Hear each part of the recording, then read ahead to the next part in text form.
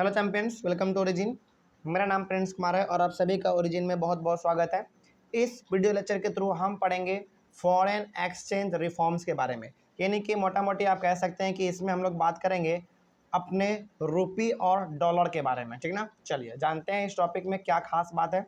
देखिए, it is the first important reform in the external sector, यानी कि ये एक ऐसा इकलौता रिफॉर्म था जो कि एक्सटर्नल सेक्टर था, यानी कि मतलब कि जो कि भारत का सेक्टर नहीं था, आप कह सकते हैं, है ना। तो मतलब कि यहाँ पे आप कह सकते हैं ये बिल्कुल एक एक्सटर्नल सेक्टर था, यानी कि बाहरी सेक्टर था। ये हमारे इंडिया का ये बिल्कुल भी नहीं था। लेकिन इसमें और क्या बात है, देखते हैं थोड़ा सा ध्यान से। The rupee was devalued against foreign currency, this lead to increase in the inflow of foreign exchange. अब देखिए इसको ज़रा ध्यान से, इनमें ये लाया गया था, इस नियम कानून जो भी आप कह सकते हैं, रिफॉर्म कह सकते हैं आप, ज़्यादा अच्छा रहेगा। तो इनमें ये क्या कहा गया कि हमारे जो रुपये का जो वैल्यू था ना इंटरनेशनल मार्केट में, रुपये का जो वैल्यू था उसको नीचे गिराया गया था। नीचे गिराया गया इसलिए ताकि बाकी कंट्री के लोग यहाँ पे आराम से जो भी इन्वेस्टमेंट करना चाहते हैं वो कर सकते हैं, घूमने आना चाहते हैं घूम सकते हैं। फॉर एग्जांपल यदि हम लोग देखें, यदि मान लीजिए यदि आज हम क्या करते हैं ना, आज हम यदि 75 रुपीज़ देते हैं तो हमको $1 मिलता है। तो डॉलर का वैल्यू यहाँ पे क्या हो गया, बहुत ही कम हो गया। तो इसके कारण कोई भी भारत का इंसान बाहर घूमने के लिए नहीं जाना चाहेगा, क्योंकि वो सोचेगा कि यार जब 75 रुपया देंगे तब जाके हमको $1 मिलेगा, तो फिर फ़ायदा क्या है। इसमें तो उनको लाख रुपया देना पड़ेगा तब जाके वो घूम के आ पाएंगे, फिर भी वो कम पड़ जाएगा। यानी कि आज के दौर में डॉलर का वैल्यू बहुत ज़्यादा है, इसीलिए हम बाहर नहीं जा पाते हैं घूमने के लिए, या फिर बाहर में जाके हम फैक्ट्री अपना सेटअप नहीं कर पाते हैं, क्योंकि डॉलर का वैल्यू ज़्यादा है। उसी प्रकार से यदि यदि मान लीजिए डॉलर का वैल्यू कम हो जाए तो हम लोग क्या करेंगे, कम पैसा देंगे, डॉलर लेंगे और अमेरिका घूमने के लिए निकल जाएंगे। यानी कि कम पैसे में हमको ज़्यादा डॉलर मिल जाएगा और हम घूमने के लिए जा सकेंगे। तो वही चीज़ यहाँ पे था कि उस समय पे इंडिया ने क्या किया, अपना करेंसी का वैल्यू नीचे गिरा दिया। तो बाकी कंट्री के लोगों को लगा कि यार इंडिया के करेंसी का वैल्यू नीचे गिर गया है, तो चलो इसको हम लोग डॉलर देंगे और रुपया लेके इंडिया में फैक्ट्री ये सब सेटअप करेंगे।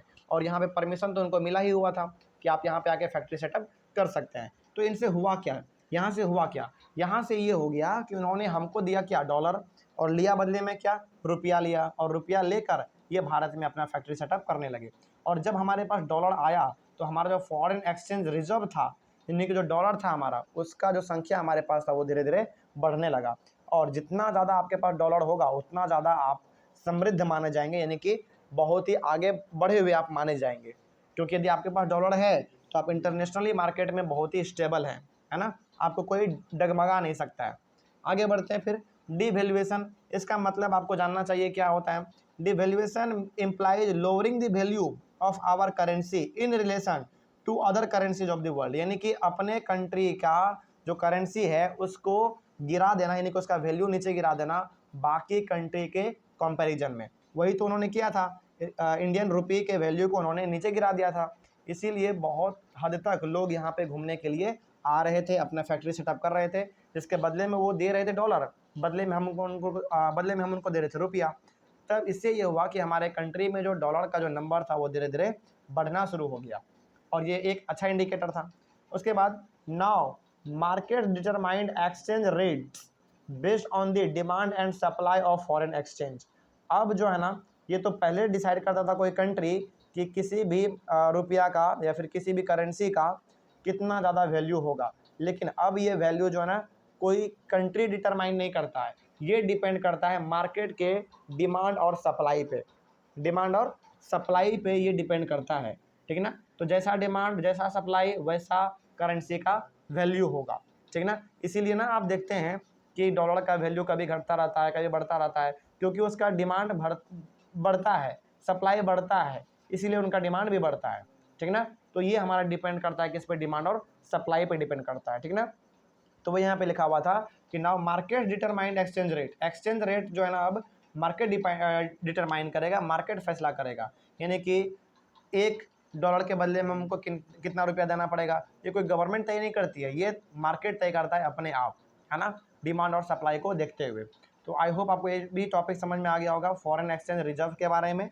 तो फॉरेन एक्सचेंज रिजर्व के बारे में मेनली हम लोगों ने ये देखा कि इंडिया ने क्या किया था, अपने करेंसी का वैल्यू नीचे गिरा दिया था, जिनके कारण हमारे इंडिया को बहुत ही ज़्यादा नंबर में डॉलर मिला। ठीक ना, चलिए आई होप आपको चीज़ समझ में आ गया होगा। उसके बाद फिर हम लोग पढ़ेंगे अपने अगले वाले क्लास में trade and investment policy reforms, है ना। चलिए तब तक के लिए thank you very much and have a nice day.